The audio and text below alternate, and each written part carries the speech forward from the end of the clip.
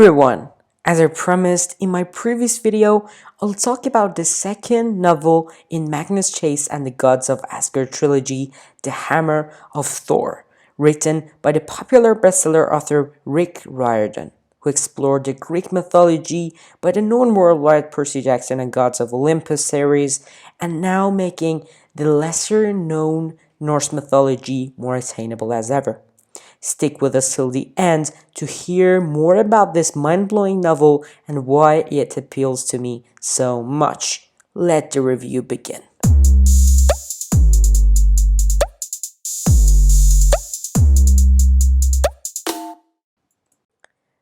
Well, first of all, in order to share my thoughts about this great novel by Rick Riordan, I will first talk about the main storyline in this book, and afterwards I'm going to tell you reasons why I chose this book to read and why my decision was rewarded when it was done. So, the story goes like this. If you didn't know, Magnus is the 16-year-old demigod son of Norse god Frey. He is alarmed to discover that the Hammer of Thor is missing.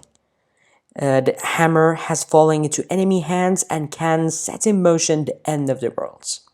Magnus Chase and the Hammer of Thor details Magnus's dangerous quest, his joint and his adventure by Samira, the daughter of Loki, Hearthstone, a light elf, Blitzen, a svart elf, and Alex Fierro, a gender-fluid child of Loki, who will be introduced in this book for the first time in this trilogy. Despite Magnus's misgivings, he enlists the aid of Loki, a known trickster and troublemaker amongst the gods, who will then set in motion a plan that will have dire consequences for Magnus and his friends. Magnus Chase and the Hammer of Thor is an extremely exciting first-person account of a fantastical adventure recalling all the ancient myths with a modern twist. The book delights with its take on why the Norse gods behave the way they do. The Hammer of Thor is an enjoyable read for especially young readers, definitely a book that entertains as much as the first book in Magnus Chase trilogy, The Sword of Summer, which I talked about in my previous videos.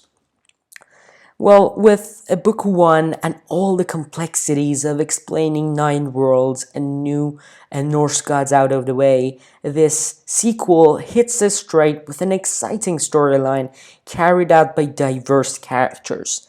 And for an author like Rick Riordan, who strives for diverse characters, it makes sense for him to include the gender-fluid character of Alex as well, which adds something completely new to the whole story. Both Alex's struggles and the struggles of the deaf elf Hearthstone to face his disapproving and selfish father add depth in between 9 world hopping and giants killing. The only problem with these great characters is that Magnus's character growth seems to be taking a backseat to it all. He's always an understanding friend with few problems of his own, but I was glad that Magnus Chase was consulted again at the end of the book.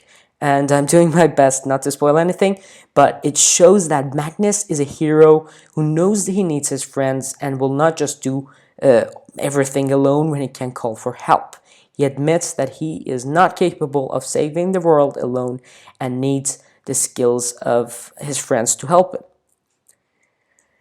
While keeping readers busy with the adventure and quest to save the Norse gods' most famous magical tool, the author shows us the deeper sides of a novel's characters, and Riordan not only included a gender-fluid character, Alex Fierro, he also brought more diversity into the mix with a deeper look into Samira's religious practices.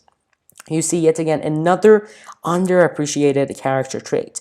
Samira's religion in this book was like a little counter-argument against the Norse gods, because she didn't see being a daughter of one of the gods, Loki, is Arabic Muslim and doesn't see the Asgardians as gods, rather higher beings, as quoted by her.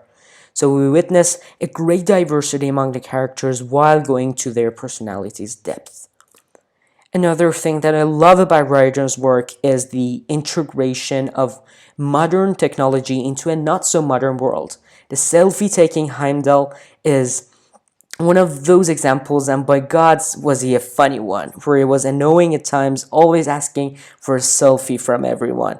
I loved how Riordan integrated the selfie action into the iconic job of Heimdall to see and hear everything in the nine realms. But what I really want to clarify and share with you guys is that the Hammer of Thor may be about the quest to save the Hammer of Thor, the god's most famous magical tool, but that is merely the plot. The true heart of the book comes, as it always does, from the characters and their choices.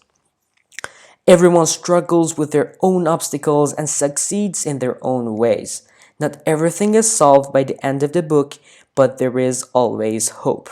And sometimes hope is just what you need. The novel's ending is a surprising cliffhanger, and it promises the ultra-popular Percy Jackson's appearance in the third novel, The Ship of the Dead, which I'm so excited to talk about in my next video.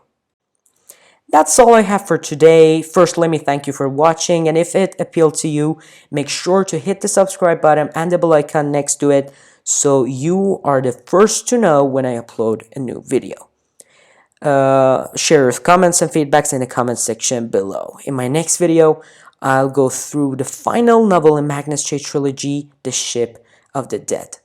Until that, don't forget to stay happy, healthy, and a little bit weird.